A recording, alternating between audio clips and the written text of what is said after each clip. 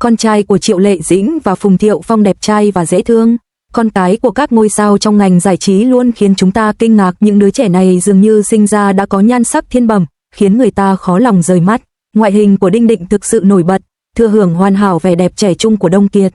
Đông Kiệt từng là ánh trăng trắng trong lòng vô số người, và vẻ đẹp tinh tế của cô đã được con trai thừa hưởng một cách hoàn hảo. Mỗi lần nhìn ảnh của cậu bé, tôi không khỏi trầm trồ trước sức mạnh của gen di truyền, sao chép hoàn hảo những phẩm chất quan trọng nhất của Đông Kiệt. Con của Triệu Lệ Dĩnh và Phùng Thiệu Phong cũng khơi gợi trí tưởng tượng vô tận. Vẻ ngoài độc đáo và ngày càng quyến rũ của Triệu Lệ Dĩnh kết hợp với phong thái tinh tế trước đây của Phùng Thiệu Phong tạo nên một thỏi nam châm hút nhan sắc tự nhiên. Với sự kết hợp của những gen đẹp, con của họ khó lòng không đẹp. Cặp đôi Trần Yến Tây và Trần Tiêu đều sở hữu vẻ đẹp không thể phủ nhận. Mặc dù vai diễn tiểu long nữ của Trần Yến Tây gây tranh cãi, nhưng khí chất ngọt ngào của cô vẫn luôn mạnh mẽ. Trang phục cổ trang của Trần Tiêu cũng thu hút nhiều người. Hai vẻ đẹp hoàn toàn khác biệt hội tụ trong họ, định mệnh đảm bảo rằng con cái của họ cũng sẽ sở hữu sức hút độc đáo. Người được mong chờ nhất chắc chắn là con gái của Cao Nguyên Nguyên và Triệu Diêm Đình. Vẻ đẹp của Cao Nguyên Nguyên là vẻ đẹp của một nữ thần quốc gia, khí chất dịu dàng và thanh lịch của cô ấy không thể nào quên. Kết hợp với gen thanh tú của Triệu Diêm Đình, vẻ ngoài của tiểu công chúa này gần như không thể đoán trước được. Cuối cùng, khi cả cha và mẹ đều sở hữu những thuộc tính thể chất vượt trội, con cái quả thực có nhiều khả năng nổi bật hơn. Các đường nét trên khuôn mặt, tỷ lệ mắt mũi và kết cấu da đều phần lớn được thừa hưởng từ gen của cha mẹ. Tuy nhiên, gen chỉ cung cấp một điểm khởi đầu tốt, sự phát triển tiếp theo đòi hỏi nỗ lực và tích lũy cá nhân. Ngoại hình có thể mang lại một số lợi thế, nhưng cuối cùng tương lai của họ phụ thuộc vào tham vọng và sự chăm chỉ của chính họ. Những cuộc thảo luận về ngoại hình của con cái người nổi tiếng về cơ bản là sự thể hiện khát vọng về cái đẹp, nhưng sự chú ý này nên ở mức độ vừa phải. Trẻ em cần một môi trường yên bình để lớn lên, chứ không phải sự tập trung quá mức vào ngoại hình của chúng. Điều kỳ diệu của gen nằm ở chỗ, ngay cả khi cả bố và mẹ đều vô cùng xinh đẹp, mỗi đứa trẻ vẫn sẽ thể hiện nét quyến rũ riêng. Sự đa dạng này chính là vẻ đẹp của cuộc sống, làm cho thế giới thêm rực rỡ và đầy màu sắc. Vài ngày trước, nữ diễn viên Triệu Lệ Dĩnh hiếm khi chia sẻ những khoảnh khắc đời thường trên mạng xã hội, gây xôn xao dư luận. Video giới thiệu nhiều món ăn ngon, sự ấm áp của cuộc sống thường nhật, những con vật đáng yêu, những bức ảnh gần đây và một bức ảnh cô và con trai trước sở thú. Trong ảnh, cô cúi xuống vuốt tóc cho con trai, toát lên tình mẫu tử. Về những khoảnh khắc đời thường này, cô chú thích bài đăng, yêu công việc, yêu cuộc sống, không thích những chuyện vớ vẩn. Triệu Lệ Dĩnh luôn hiếm khi chia sẻ ảnh con trai lên mạng. Khi đăng ảnh cùng con, cô luôn cẩn thận che mặt con để bảo vệ quyền riêng tư và tránh những rắc rối không cần thiết. Chia sẻ về cách nuôi dạy con trai, cô từng nói trong một cuộc phỏng vấn rằng tôi không muốn con mình phải chịu nhiều khổ sở, tôi chỉ muốn con được sống trong một môi trường hạnh phúc, lớn lên khỏe mạnh và được làm những gì mình muốn. Trong sự nghiệp, cô thường được xem là người dám chiến đấu và thích nghi, luôn đặt ra những tiêu chuẩn cao cho bản thân, đôi khi thậm chí đến mức khắt khe. Sau khi triết lý giáo dục của cô lan truyền trên mạng, cư dân mạng không khỏi bình luận, sau khi làm mẹ, cô ấy dường như trưởng thành hơn, điềm tĩnh hơn nhiều trong cách tiếp cận cuộc sống và giáo dục. Triệu Lệ Dĩnh cũng thừa nhận rằng việc làm mẹ đã giúp cô kiên nhẫn hơn, dịu dàng hơn và dạy cô cách giao tiếp hiệu quả hơn. Trong những năm gần đây, nhiều bậc cha mẹ dần bắt đầu chú trọng đến sức khỏe thể chất và tinh thần của con cái, không còn bỏ bê việc nuôi dưỡng tâm lý bên cạnh những tiện nghi vật chất. Mọi người ngày càng hiểu rằng, mặc dù thành tích học tập rất quan trọng đối với trẻ em, nhưng sự viên mãn về tinh thần cũng là một phần không thể thiếu trong việc quyết định hạnh phúc của chúng trong cuộc sống. Lý Mẫn Kim từng nói, phát triển nhân cách quan trọng hơn giáo dục trí tuệ. Cha mẹ chịu trách nhiệm chính trong việc giáo dục gia đình.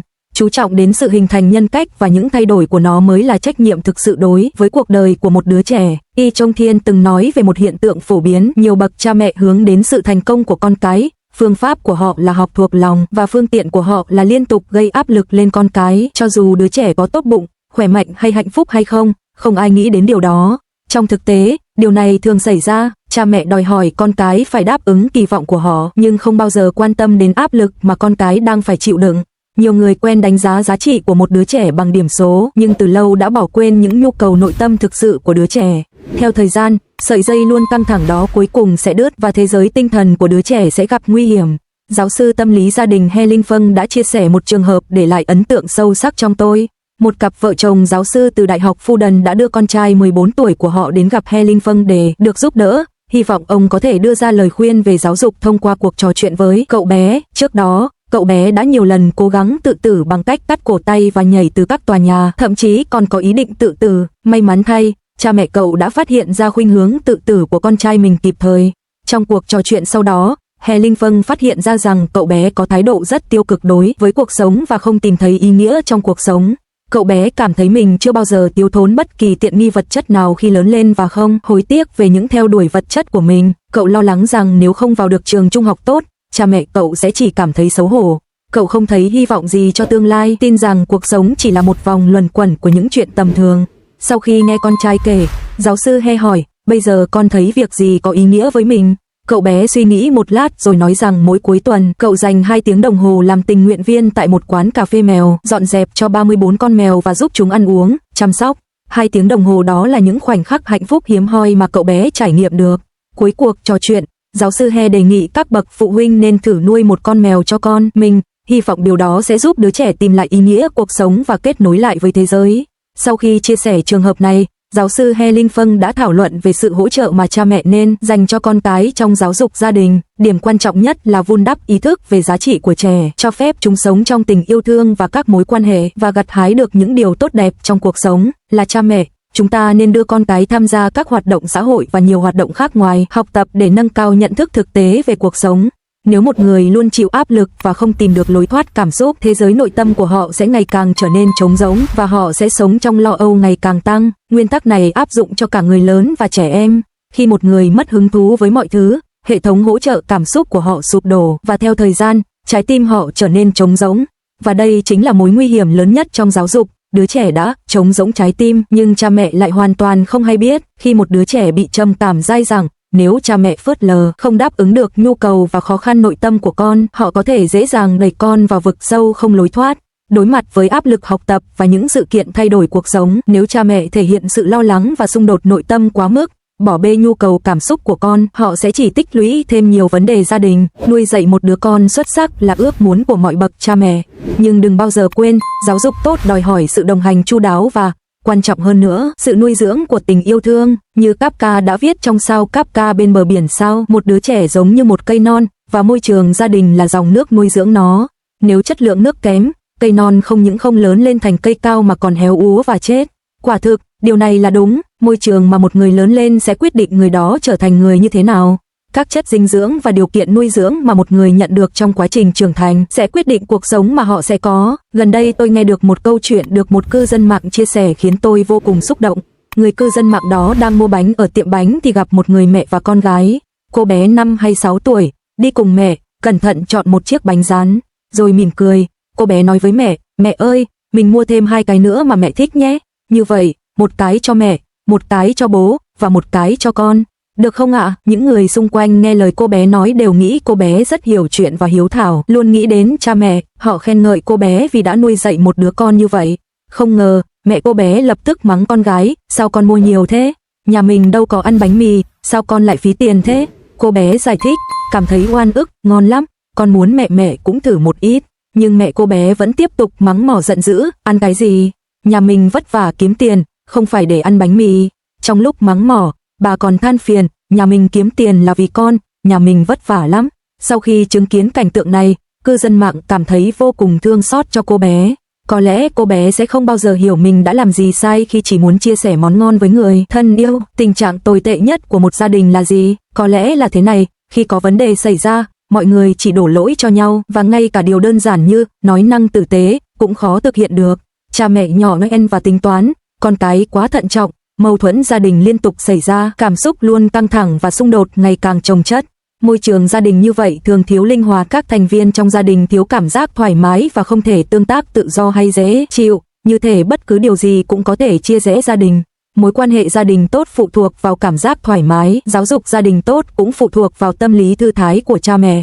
Giáo sư Lee Meijin, trong một bài giảng, đã nói về mối quan hệ của bà với con gái mình. Khi con gái bà còn nhỏ, có lần sau khi thi xong, cô bé mang bài kiểm tra về nhà và đọc từng điểm một, từ cao nhất đến thấp nhất. Đến môn toán, cô bé chỉ được 15 điểm. Hầu hết các bậc cha mẹ, khi nghe điểm số này, thường sẽ rất tức giận, mắng mỏ con mình vì làm bài kém. Nhưng sau khi nghe điều này, Lee Meijin không những không tức giận mà còn nói đùa, khả năng toán kém của con hoàn toàn là do gen của bố con. Về việc học hành của con gái, bà không hoàn toàn bỏ bê trách nhiệm mà muốn hướng dẫn con thông qua việc giao tiếp tốt hơn. Bà không muốn quá thúc ép con. Con gái bà không có năng khiếu bẩm sinh ở các môn học, vì vậy bà khuyến khích con trau dồi năng khiếu nghệ thuật và chăm chỉ học nhạc. Sau này, con gái bà đã nỗ lực và được nhận vào trường cao đẳng nghệ thuật, hiện đang là giáo viên dạy nhạc, thực hiện được ước mơ của mình. Theo quan điểm của Lee May-jin, sức khỏe tinh thần của một đứa trẻ quan trọng hơn việc vào được một trường đại học danh tiếng. Suy cho cùng, không có gì sai khi là một người hạnh phúc, bình thường. Ngay cả khi con gái bà là một học sinh kém, con vẫn xứng đáng nhận được tất cả tình yêu thương của cha mẹ. Ngay cả khi cuộc sống của con gái bà bình thường, con vẫn có thể sống một cuộc sống sôi động và trọn vẹn.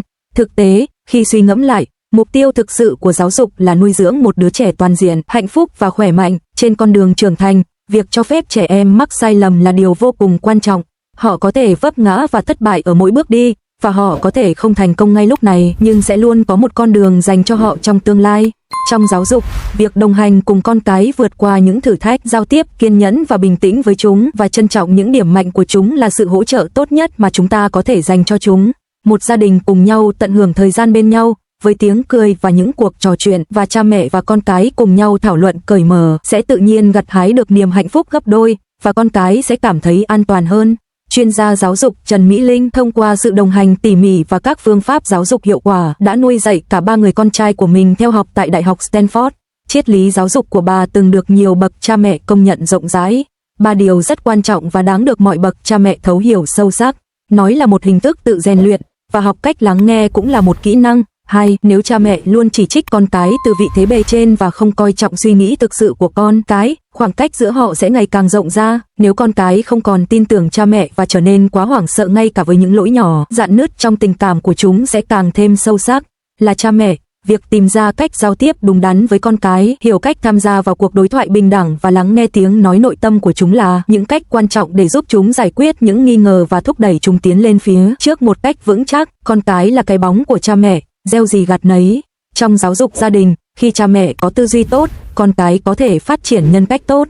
Khi cha mẹ lo lắng và bị ám ảnh bởi những lo âu, liên tục băn khoăn về những điều chưa xảy ra, con cái đương nhiên sẽ cảm thấy căng thẳng và bối rối về cuộc sống.